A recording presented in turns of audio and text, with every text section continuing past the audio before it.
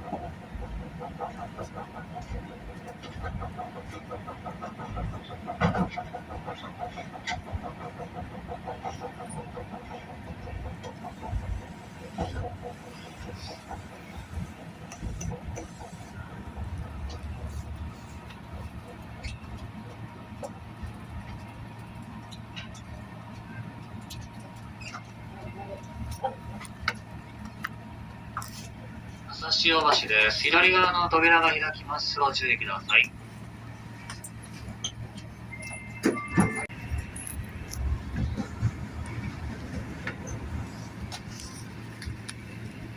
次は大阪港海遊館前です。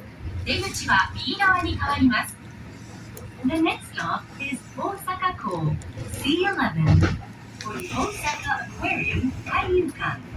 Please get off at the next station. 海遊館とマーケットプレイス、なにわ食いしん坊横丁。もふもふとジオラマ、かわいいにゃんこと癒しのひととき。猫の箱舟、キャッツワンダーランド大阪ベイへお越しの方は次でお降りください。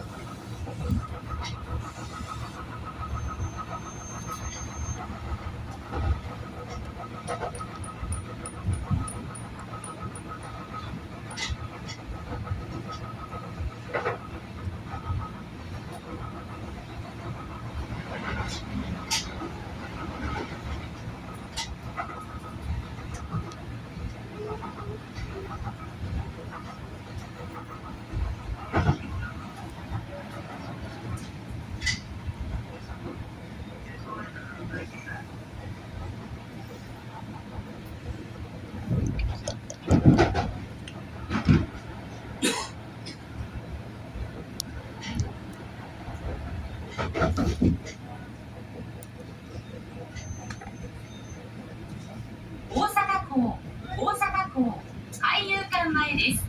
右側の扉が開きます。ご注意ください。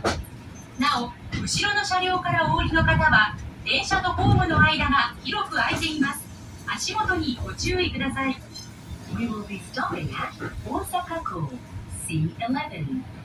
The doors on the right side will open.